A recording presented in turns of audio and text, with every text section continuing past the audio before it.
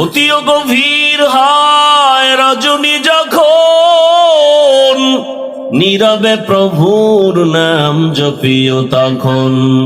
প্রভুর করুণা যদি পাইবারে চাও, গভীর রাতে উঠে প্রভুর গুণগান গাও। আল্লাহ তাআলা প্রতিদিন রাতের শেষ ভাগে ডাকতে আসেন। প্রথম আসমানে এসে ডাকেন, আলা মিন মুস্তাগফিরিন ফাগফির আলাহ। কে গুনাহ করেছো? পাহাড় পরিমাণ গুনাহ করেছো, 20, 30, 40, 50 বছরে। আমি রব ডাকতে আসছি, ক্ষমার দরজা খুলে ডাকতেছি। হাতের গুনাহ, চোখের গুনাহ, জবানের গুনাহ, অন্তরের গুনাহ।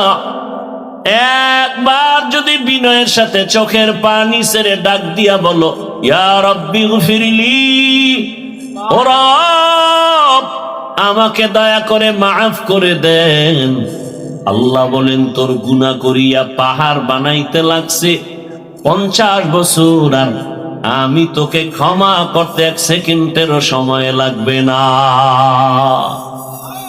আমি আল্লাহ পাক তোকে ক্ষমার জন্য ডাকতেছি, ওঠ।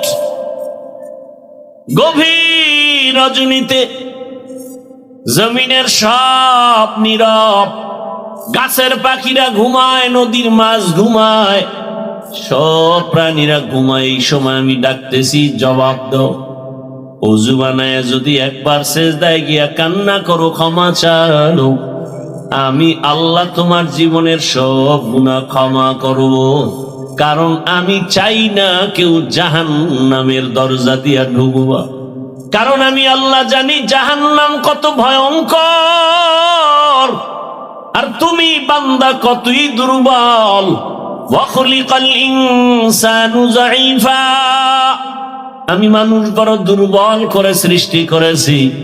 আমি আল্লাহ চাই না আমার মুহাব্বতের বান্দা জাহান্নামে যাবে। আমি আল্লাহর জন্য ক্ষমার দরজা খুলে বারবার ডাকতেছি। আমি আল্লাহ যদি স্বার্থপর হইতাম, যারা আমার দেয়া নিয়ামত ভোগ করি আমার হুকুম মানো না, নামাজ রোজা করো না, দাড়ি ওসার রাখো না, আমি আল্লাহ ঘুমের মধ্যে তোকে এমন ঘুম পাড়ায় দিতাম আর সজাগ হতে পারতি না। আমি আল্লাহ চাই না তুমি গুনাহ নিয়ে আমার আদালতে আসবা। আমি আল্লাহ বারবার তওবার দরজা দিয়া ডাকি, বান্দা পেছনের গুনাহ থেকে ক্ষমা চাইয়া নতুন ভাবে তওবা করে ইবাদতের ময়দানে দাঁড়ায় যাও, আমলের ময়দানে আগায়া যাও। আর তওবা করো, নামাজ ছাড়বা না, বেপরদায় চলবা না, আল্লাহর হুকুমের বাহিরে চলবা না। তওবা করে যদি আর আল্লাহর রহমতের দরজায় যদি দাঁড়াইতে পারো, আমি আল্লাহ তোমার জীবনের সব গুনাহ মাফ করে দিব। আল্লাহ বলেন, আমি আল্লাহ তো তোমার খানার আয়োজন করেছি, তোমার ঘুমের আয়োজন করেছি, তোমার চলাফেরার আয়োজন করেছি। ও বান্দা, আমি আল্লাহ তোমার যা প্রয়োজন ব্যবস্থা করে দিলাম। দুনিয়াতে চলার জন্য আলোর প্রয়োজন, সূর্য আর চাঁদ দিয়ে আলোর ব্যবস্থা করে দিলাম। দুনিয়াতে চলার জন্য তোমার খানার প্রয়োজন, আমি আল্লাহ মোহাব্বত করে ভালো খানার আয়োজন করে দিলাম। খানা তো আমি পিপিলিকারেও দেই, গর্তের সব প্রাণীর খানা আমি দেই, নদীর মাছের খানাও আমি দেই, জঙ্গলের প্রাণীর খানাও আমি দেই।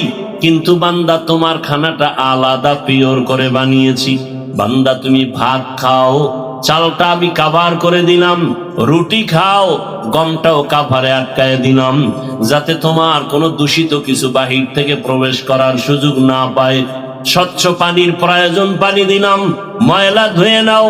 তোমার চাল আর রুটি রেডি, এখন খাওয়ার জন্য তোমার প্রয়োজন সবজি তরকারি। আমি আল্লাহ কুদরতের দ্বারা তরকারির আয়োজন করে দিলাম, তরকারিও রেডি, পাকানোর জন্য মশলা দরকার। আমি আল্লাহ কুদরতের দ্বারা তোমার মশলারও ব্যবস্থা করলাম। পেঁয়াজ রসুন সব নিয়ামত আল্লাহ দান করেছেন, কোন দুনিয়াওয়ালারা দান করে নাই। আল্লাহ বলেন, বান্দা তোমার শরীরকে তাজা রাখার জন্য সব ব্যবস্থা করলাম। তরকারি ভালো লাগে না, মাছ খাবা, মাছ কত ধরনের মাছ দিয়া দিলাম, খাও। কাবারে আটকায় দিলাম যেন ময়লা তোমার ভেতরে না যায়, গোশত খাইবা, হাজারো ধরনের হালাল পন্থায় গোশতের আয়োজন করলাম। এত কিছু দিয়া আমি আল্লাহ তোমার থেকে কোনো টাকা চাই না, পয়সা চাই না। আমি চাই তুমি ব্যবসা করো, তুমি চাকরি করো, লেখাপড়া করো, সবগুলোকে তুমি ইবাদত বানায় করো। নবীর তরিকায় যদি করতে পারো, তোমার ব্যবসাটাও ইবাদত হবে। নবীর আদর্শ মেনে যদি ঘুমাইতে পারো, ঘুমটাও ইবাদত হবে। নবীজির আদর্শ মেনে যদি খানা খাও, ইবাদতে পরিণত হয়ে যাবে। নবীজির আদর্শ মেনে তুমি চাকরি করো, ইবাদত হয়ে যাবে। আর আমি আল্লাহ ইবাদত করনেওয়ালাকে বিনা হিসাবে জান্নাত দিয়ে দিব। আসসালামু আলাইকুম ওয়া রাহমাতুল্লাহি ওয়া বারাকাতুহু।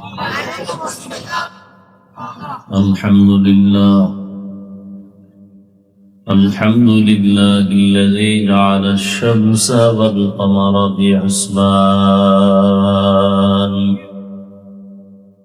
ওয়ান নাজমা ওয়াশ-শাজারা ইয়াসজুদান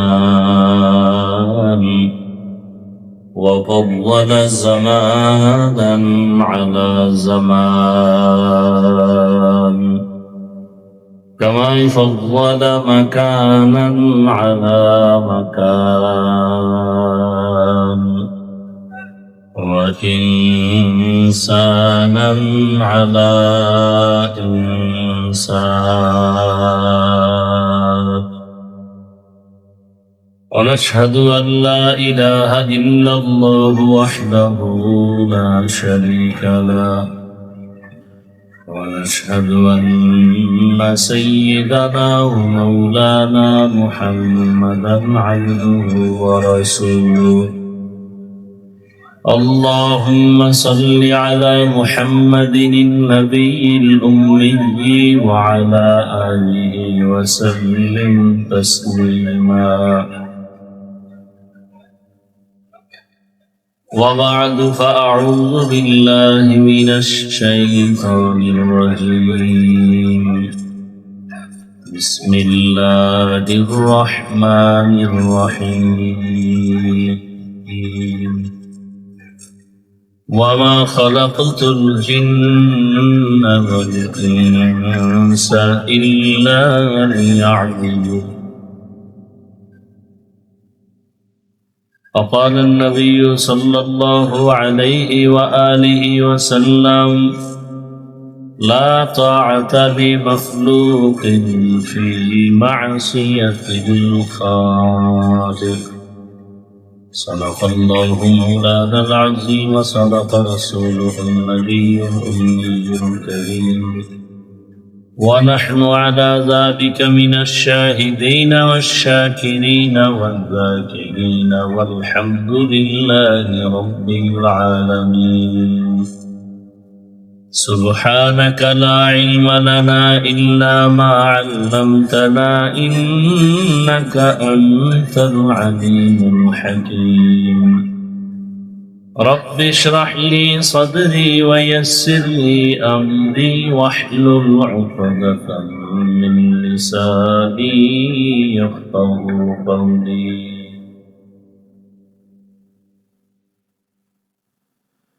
सूरज ने दिया अपनी शुआओं को ये पैगाम. सूरज ने दिया अपनी शुआओं को ये पैगाम. दुनिया है अजू चीज को भी सुबह को भी शाम.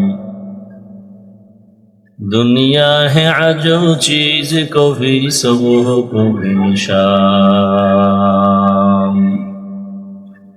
दुनिया में हो दुनिया का तो गुनगार नहीं हो. दुनिया में हो दुनिया का तो गुनगार नहीं हो. बाजार से गुजर हो खरीदार नहीं हो. बाजार से गुजर हो खरीदार नहीं हो.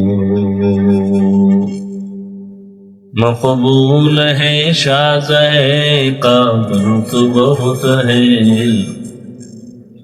मकबूल है शाज़-ए-क़ा तो बहुत है.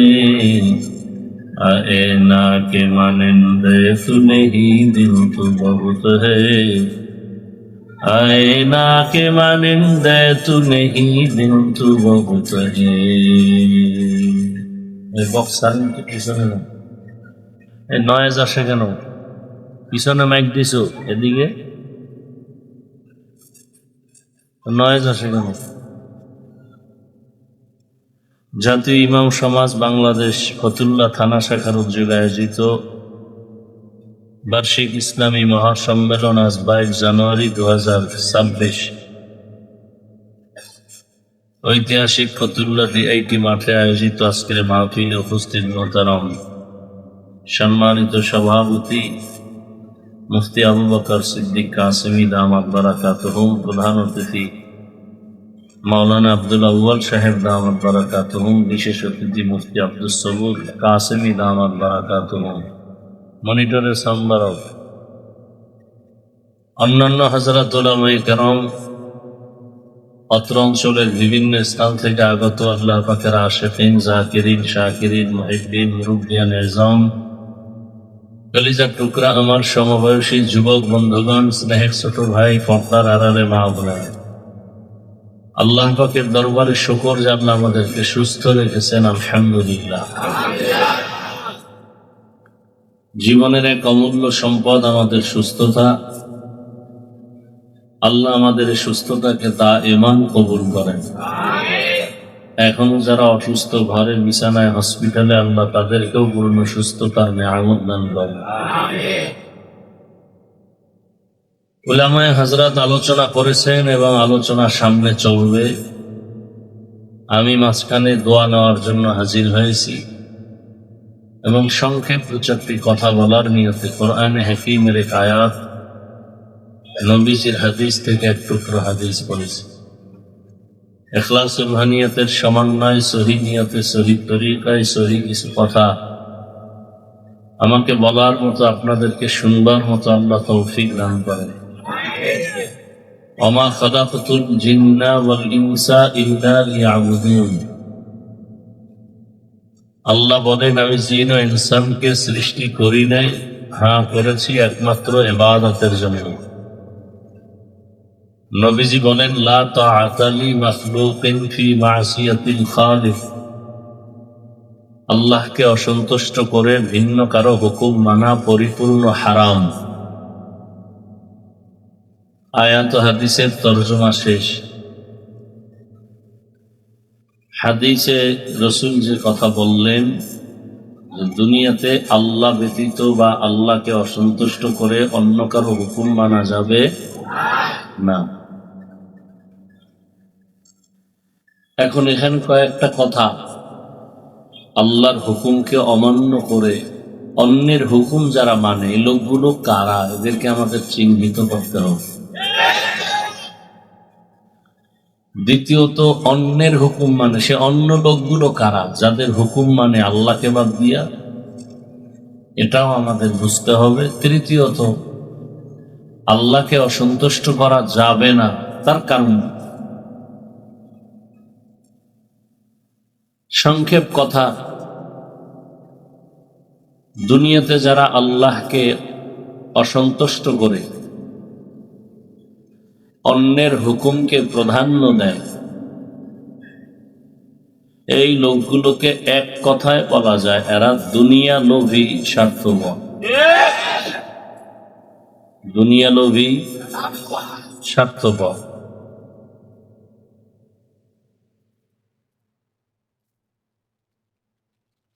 এই দুনিয়া লোভী, স্বার্থপর যারা, এদের ব্যাপারে আল্লাহর রাসূল কি বলেছেন? قال النبي صلى الله عليه وآله وسلم حب الدنيا رأس كل خطيئة। দুনিয়ার লোভ, ভালোবাসা সব ধ্বংসের কারণ। সাউন্ডটা ডাউন হলো কেন, উপরে উঠাও। দুনিয়ার লোভ সব ধ্বংসের কারণ। যত মানুষ দেখেন লাইনচ্যুত হয়ে গেছে সারা দুনিয়া, কিসের লোভে বলেন? জোরে বলেন। হযরতে আলী রাদিয়াল্লাহু তাআলা আনহু বলেন, আদ-দুনিয়া জিফাতুন ওয়া তুল্লাবুহা কিলাব, অথবা দুনিয়া জিফা ওয়া তালিবুহা কিলাব। হযরতে আলী এক সময় রসুলের আপন লোক, চাচাতো ভাই, পরে সাহাবী, পরে জামাতা, যিনি 7 থেকে 12 বছরের মাঝখানে এসে রসুলের হাতে হাত দিলেন। নবীজি কলিজা ভরে দোয়া করলেন, আনা দারুল হিকমা ওয়া আলিয়্যুন বাবুহা, আমি মুহাম্মদ ইলম হিকমতের ঘর, আর এই ইলম হিকমতের ঘরের দরওয়াজা আমার আলী। সে হযরত আলী রাদিয়াল্লাহু আনহু বলেন, দুনিয়া একটা মৃত জন্তুর মতো, এর পেছনে যারা দৌড়ায় এরা কুকুরের মতো। একটা গরু যদি মরে যায়, এগুলো খাওয়ার জন্য মূলত 3 শ্রেণীর প্রাণীরা পাগল পাড়া হয়ে যায়। খুব খেয়াল করেন, মৃত জন্তু চতুষ্পদ, এগুলো খাওয়ার জন্য কয় শ্রেণীর প্রাণীরা পাগল?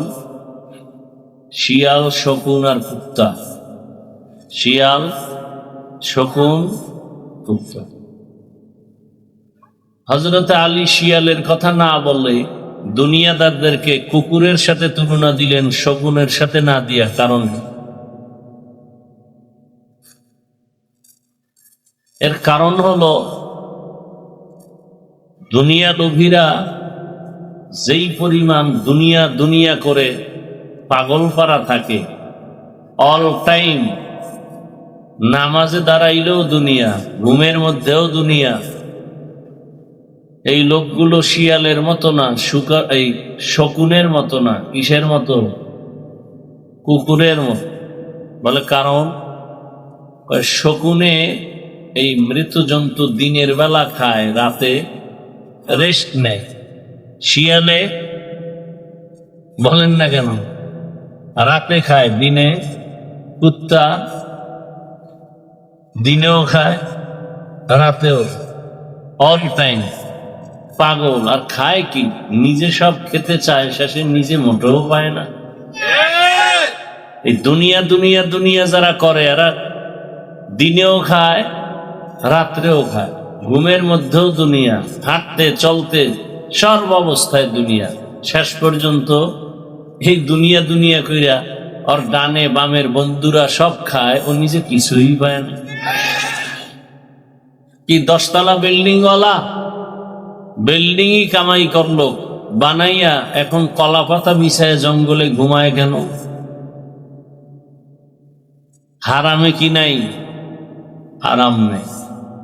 তাহলে দুনিয়া লোভীরাই আখেরাতের বিরুদ্ধে, ইসলামের বিরুদ্ধে, আল্লাহ রসুলের বিরুদ্ধে, কোরআনের বিরুদ্ধে অবস্থান নেয়। দুনিয়া লোভীরাই আহলে হকের বিরুদ্ধে চলে যায়, আলেমদের বিরুদ্ধে যায়।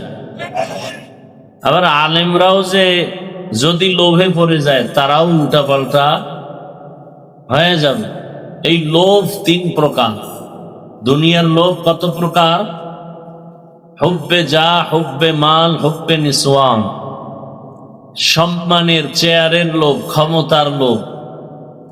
আর একটা হলো টাকা পয়সার লোভ, আর একটা হলো যৌবনের লোভ। ফেরাউন ফকির থেকে ধনী, ক্ষমতার চেয়ারে বসে বলল, আমি নিজেই তো খোদা।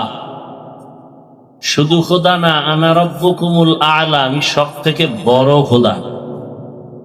কিসের লোভ? কিসের লোভ? ক্ষমতার লোভ। ক্ষমতার লোভ।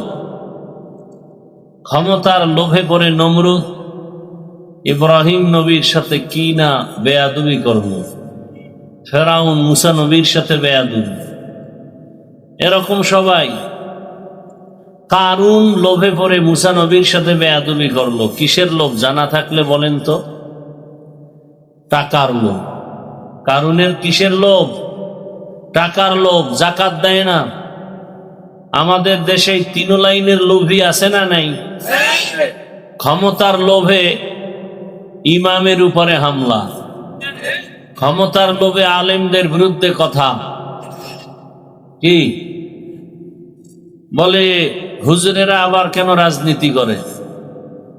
মক্কার কাফের মুশরিকরা বলতো, মোহাম্মদ যদি নবী হয় তো বাজারে যায় কেন? নবীরা বাজারে যাবেন।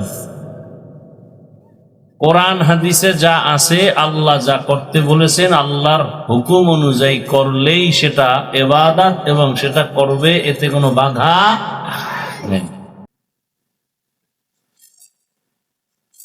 তো ক্ষমতার লোভে পড়ে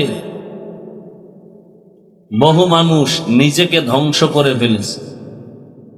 আবার কেউ টাকার লোভে সত্যকে মিথ্যা, মিথ্যাকে সত্য, হালালকে হারাম, হারামকে হালাল, শুধু টাকার লোভে পড়ে ভালো ভালো জিনিসকে 2 নাম্বার করে মিথ্যার আশ্রয় নিয়ে এরপরে বিক্রি করে।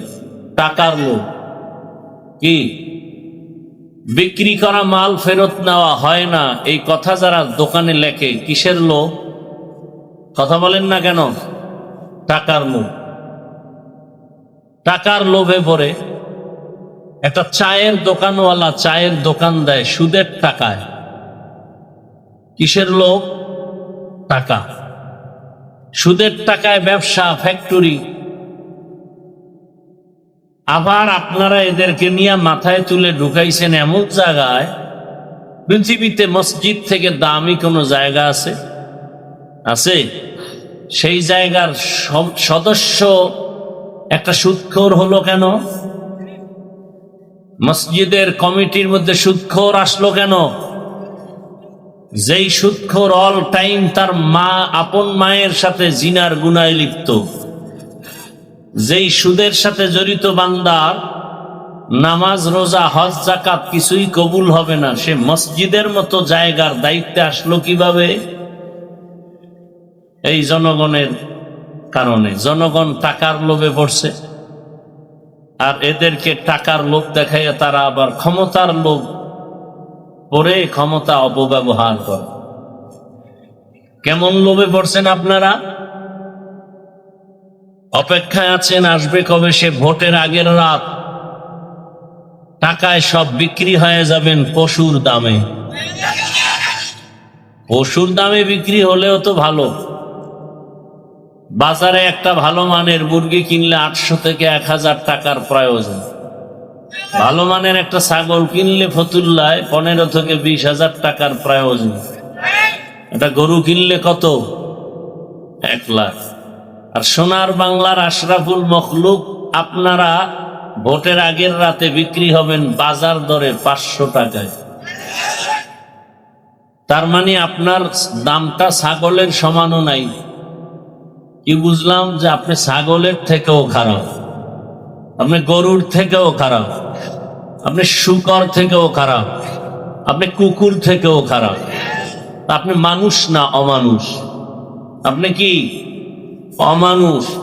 যেই চোরারা শ্বশুর বাড়ির থেকে যৌতুক খায়, ওরা আজীবন বউয়ের গোলাম হয়ে থাকে, কথা বলতে পারে না। নেতা ফেতা গো টাকা খাইয়া এরপরে এগো আল্লাহর ঘরের মধ্যে ঢুকানো হলো। ঢুকাইছে ভালো, মসজিদ মেরামত করবে, এরা ইমাম আলেমদের উপরে মাস্তানি করে, আর আপনারা তাকায় তাকায় মজা নেন না। এটা অমানুষের কাজ, মানুষের কাজ না। মানুষ কখনো টাকায় বিক্রি হয় না, টাকায় বিক্রি হয় পশু আর অমানুষ। আপনি ভোট দিবেন, ভালো কথা, যাকে মনে চায় দিবেন হিসাব করে, সেখানে টাকা নিবেন কেন? আপনাকে ভোট দিতে বলে কেন? ভোট দেওয়ার প্রয়োজন কি আপনার? হারাম খুরি করে ভোট দিয়া লাভ কি?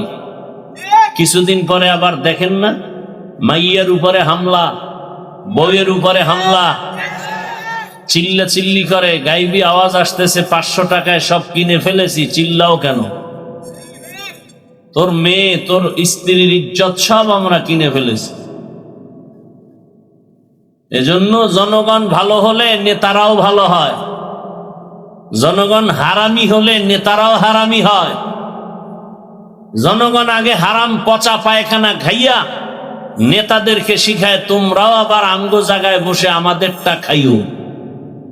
তাহলে নেতার দোষ কি? চেয়ারম্যানের গালি দেন কেন? চেয়ারম্যান তো আগে হারাম খায় নাই, আপনারা খাইয়া ভোটের আগে তাকে শিখাইছেন। টাকার বিনিময়ে এক নম্বরে যদি কেউ টাকা খেতে চান, আমার বয়ানে যে হেদায়েত তা তো না, যদি কেউ প্রার্থী থেকে টাকা খেতেই চান, যে আপনি হুজুরের কোনো তাবিজে ফিরবেন না, তাহলে আপনি বেশি খাবেন, জেনে শুনে খাচ্ছেন। নাম্বার 2, ওয়াদা করবেন যেই চোরারা টাকা দিবে ওদেরকে ভোট দিবেন না। পারবেন? পারবেন? ওরা 2 নম্বর, 1 নম্বর নয়। আমাদের কাছে দোয়া চায় 13 প্রার্থী, এমপি হবে কয়জন? 13 জনের দোয়া চাইতেছে, 13 জন এমপি হবে? হ্যাঁ, কি দোয়া করুন? আল্লাহ যার দ্বারা দেশের উপকার হবে, জাতির কল্যাণ হবে, ইসলামের উপকার হবে, তাকে বিজয় করুন। এর থেকে আর ভালো দোয়া আছে? কিন্তু ইসলামের নাম নিয়ে যেন কেউ ভণ্ডামি করার সুযোগ না পায়। বিবেক দিয়া কাজ করবেন।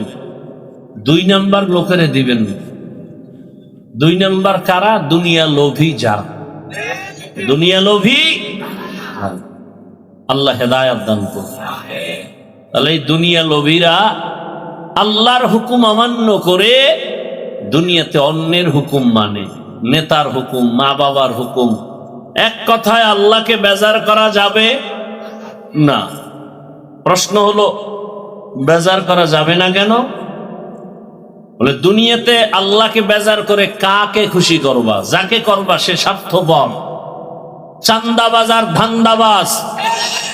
একমাত্র নিঃস্বার্থ আমাদেরকে ভালোবাসেন আমার আল্লাহ। আমার আল্লাহ আমাদেরকে যা দিয়েছেন দুনিয়াতে কেউ দেয় নাই। দুনিয়া দেয় দেয় দেয় বলেও দেয় না, যতটুকু দেয় তা খোঁটা দিয়া ধ্বংস করে দেয়। আর আমার আল্লাহ দেওয়ার দরজা অল টাইম খুলে রাখছেন, অল টাইম। রাতের গভীরে তুমি আল্লাহকে ডাকবা, আল্লাহ বলেন লাব্বাইকা ইয়া আবদি। 1 সেকেন্ডের জন্য দরওয়াজা বন্ধ নাই। সমুদ্রের মাঝে গিয়া যদি ডাক দাও ইয়া রব, আমার আল্লাহ সেখানেও জবাব দিবেন লাব্বাইকা ইয়া আবদি। আমার আল্লাহকে মহিলারাও ডাকলে জবাব দিবেন, পুরুষেরাও ডাকবে জবাব। এমন কি কোন বিধর্মীয় যদি আল্লাহকে ডাকেন আল্লাহ জবাব দেন। এক আল্লাহর বান্দা মূর্তি পূজা করে, এটা মূর্তি সামনে নিয়ে সনম সনম সনম বলে জিকির করে, হঠাৎ তার অজান্তে জবান থেকে সনম শব্দ বের হওয়ার পরিবর্তে বের হয়ে গেল সমাদ, আল্লাহুস সামাদ। এত বছর যে সনম সনম বলে ডাকছে কোনো আওয়াজ নাই, আজ সমাদ শব্দ যখন বের হয়ে গেল সাথে সাথে গাইবি আওয়াজ লাব্বাইকা ইয়া আবদি। আল্লাহর বান্দা বলেন এত বছর আমি সনম সনম বলে ডাকলাম, কোনো জবাব নাই। আজ আমার জবান থেকে সমাদ শব্দ বের হলো, জবাব আসলো কে আপনি। আবার জবাব আসলো আনা রব্বুক, আমি তোমার রব। আমি অপেক্ষায় ছিলাম কখন তুমি আমাকে রব বলে ডাকবা, আল্লাহ বলে ডাকবা, আমার দরজায় ফিরে আসবা। কারণ তোমাকে কথা বলার শক্তি তোমার মা বাবা কেউ দেয় নাই, আমি আল্লাহ তোমাকে কথা বলার শক্তি দিলাম। দুনিয়াতে আমি আল্লাহ তোমাকে যখন পাঠিয়েছি তুমি দাঁড়াইতেও পারো না, কথা বলতেও পারো না। তুমি দুনিয়াতে আসার পরে তোমার একটাই পুঁজি কান্নার আওয়াজ, আর তোমার কান্নার আওয়াজ দিয়া কখন কি তোমার প্রয়োজন, এই প্রয়োজনটা তোমার বাবাও বুঝে না, একমাত্র তোমার মা বুঝে বুঝে সব আয়োজন করেছে। তুমি কান্না করেছো, বুঝাইতে চেয়েছো তোমার বড় ক্ষুধা লাগছে, মা তোমার কান্নার ভাষা বুঝে খানার আয়োজন করেছেন। তুমি কান্না করেছো, মা ছাড়া বাবা পর্যন্ত বুঝে নাই। বাবাই বলে বাচ্চা কাঁদে কেন, খানা দেও। মা বলে 5 মিনিট আগে খানা দিয়েছি, আবার কেন খানা দিব? বাবাই বলে তো কান্না করে কেন? মা বলে এই কান্নাটা তার ঘুমের আগের কান্না, খানার কান্না না। ঘুম যাবে বিদায় বাচ্চা এখন কান্না করে। আল্লাহ বলেন, আমি আল্লাহ তোরে দুনিয়াতে পাঠানোর পর একটা মা বাবাও কোনোদিন আমাকে বলে নাই কথা বলার শক্তি দাও। কোনোদিন তোর মা বাবা বলে নাই আমার সন্তানের দাঁত নাই, দাঁত দাও। হাঁটতে পারে না, হাঁটার শক্তি দাও। যখন যেটার প্রয়োজন আমি আল্লাহ চাওয়ার আগে সব ব্যবস্থা করে দিয়েছি। আমি আল্লাহ পাক সব কিছুর আয়োজন করেছি। তোরে হাঁটার শক্তি দিলাম, কথা বলার শক্তি দিলাম, দেখার শক্তি দিলাম। এখন তুই কচি কণ্ঠে আব্বু বলে ডাক দাও, বাবার কলিজা ঠান্ডা হয়। কচি কণ্ঠে তুই আম্মুকে আম্মু বলে ডাক দাও, মায়ের কলিজা ঠান্ডা হয়। আমি আল্লাহ বাধা দেই নাই। তুই মাকে মা বলে ডাকবি, বাধা নাই। বাবাকে বাবা বলে ডাকবি, বাধা নাই। কিন্তু তোর মা বাবা সামান্যতম তোমার খানা দানা, বস্ত্র, বাসস্থানের ব্যবস্থা করেছে। আর আমি আল্লাহ যে তোরে জিব্বা নামের মেশিন দিয়ে কথা বলার শক্তি দিলাম। আমি আল্লাহ অপেক্ষায় থাকি। মাকে ডাকো, বাবাকে ডাকো, মাঝে মাঝে আমি আল্লাহকে একবার আল্লাহ বলে ডাক দিবা। যদি একবার আল্লাহ বলে ডাক দেও, আমি আল্লাহ তোমার দিলের হালাত জানি, চাওয়ার আগেই সব ব্যবস্থা করে ফেলবো। আতিনা ফি দারে দুনিয়া না হাসান, আতিনা ফি দারে উকবা না হাসান, ইয়া গিয়াসাল মুস্তাগীসিন ইহদিনা লাফতিখারা বিল উলুমে ওয়াল গিনা। হর গরিদে নেক তু তৈয়ার হে, जो न मांगे उससे तू बेजार है। আল্লাহ তাআলা বলেন, আমাকে বেজার কেন করবি? দুনিয়াতে যে তোকে কিছু দেয় সব স্বার্থপর। তাকায়া দেখ, স্বার্থে আঘাত লাগার কারণে মা সন্তানকে মেরে ফেলেছে। আবার সন্তান মায়ের গায়ে হাত তুলে স্বার্থের কারণে। আর আমি আল্লাহ কেমন দয়ার মালিক! আমি আল্লাহ পাক এত মায়ার দরজা দিয়ে আমি তোকে আদর করি। আমি যদি সামান্যতম স্বার্থপর হইতাম, আমার দেওয়া পানি, আমার দেয়া সূর্যের আলো, চাঁদের আলো, আমার দেয়া জমিনের ফসল, গাছের ফল, নদীর মাছ খাও, আবার আমার দেওয়া নেয়ামত ভোগ করিয়া আমার হুকুম মতো নামাজে যাও না। হজরে তোরে ডাক দিলাম, আয় মসজিদে গিয়া হাজিরা দাও। মসজিদের হাজিরায় তোমাকে পাওয়া যায় নাই। আমি আল্লাহ বেজার না। আবার তোমাকে জোহরের হাজিরায় ডাক দেওয়া হলো মুয়াজ্জিনের দ্বারা, জোহরের হাজিরায় যাও নাই। আমি আল্লাহ তোমাকে আবার আসরে ডাক দেওয়ার ব্যবস্থা করলাম। আমি রাগ করি নাই। যদি আসরও আসতে পারো, ফজর জোহরের সব গুনাহ মাফ করে দিব। বান্দা আসরও আসো নাই, আমি আল্লাহ রাগ না করে আবার মাগরিবে ডাকার আয়োজন করলাম। আসো নাই, এশায় ডাকলাম, সেখানেও হাজিরা দাও নাই।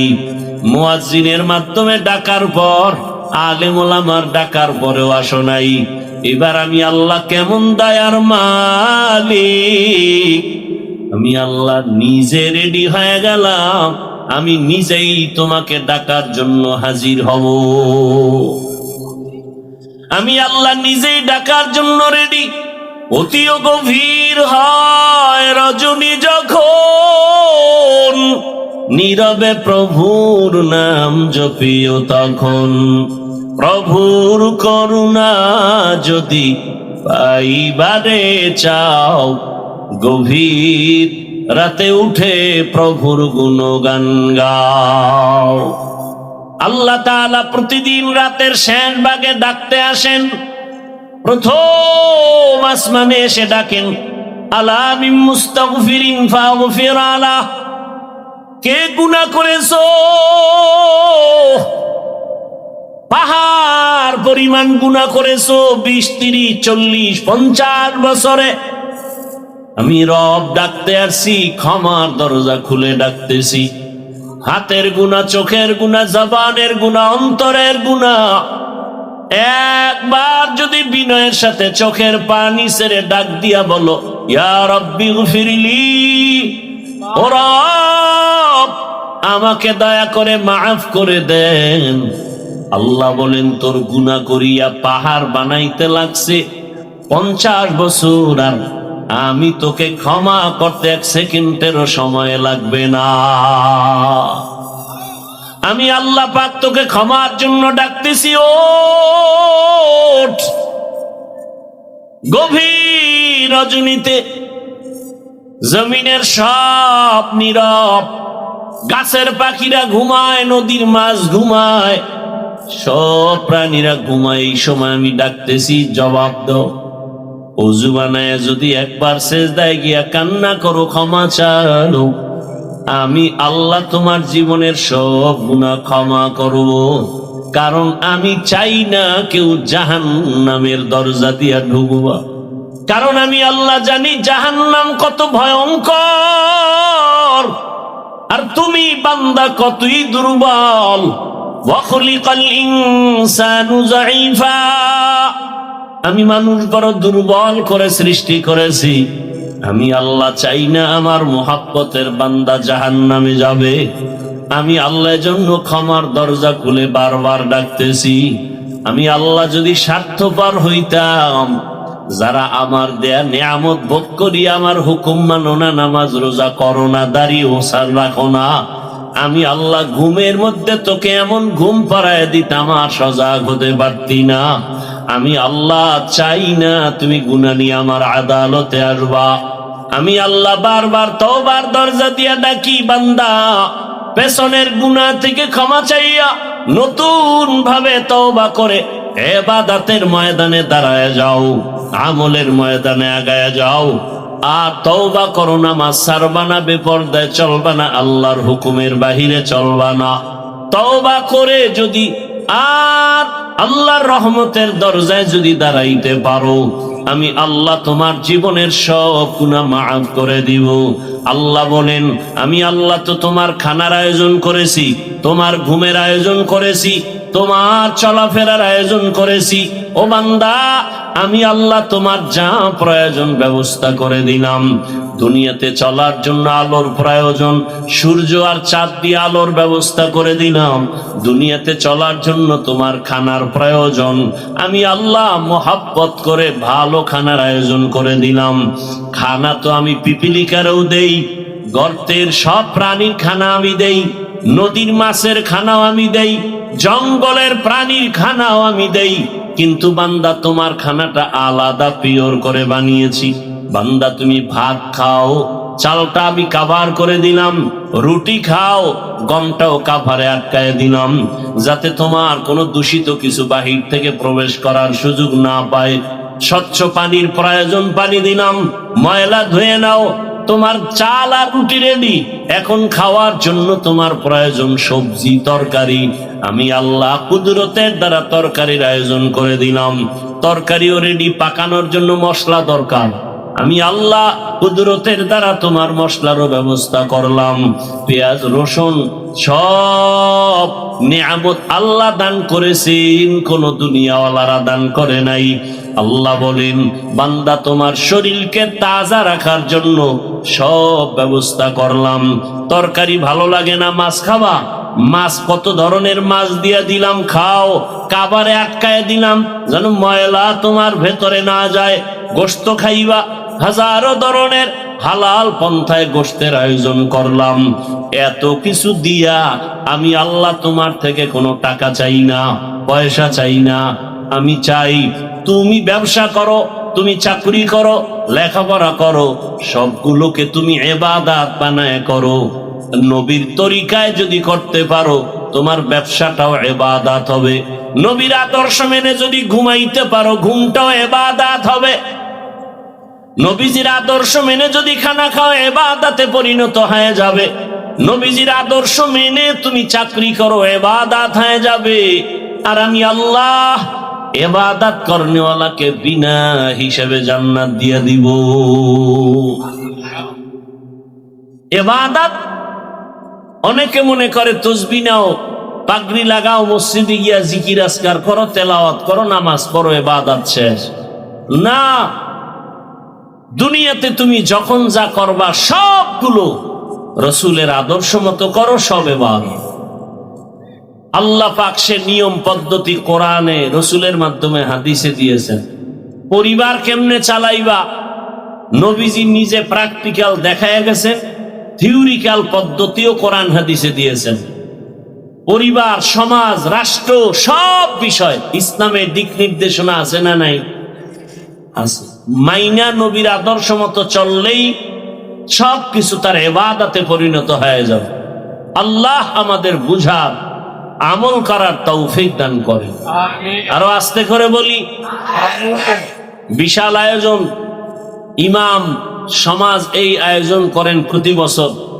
আল্লাহ তাদের এই আয়োজনে বরকত দান করেন, সারা দেশে খেদমতের জন্য কবুল করেন।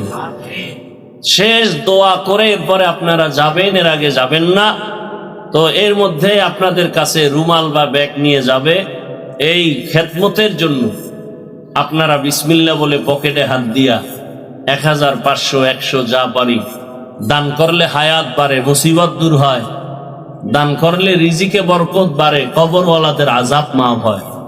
বিসমিল্লাহ বলে পকেটে হাত দেন সবাই, উঠা বসা করবেন না, ধারাবাহিক আলোচনা চলতে থাকবে। সবাই পকেটে হাত দেন, দায়িত্বশীলরা নেমে যান, স্বেচ্ছাসেবকরা দ্রুত নামেন, যারা দিব দ্রুত দেই, পকেটে হাত দেই, সবাই বিসমিল্লাহ বল, যা পারি সাধ্য মতো দেই।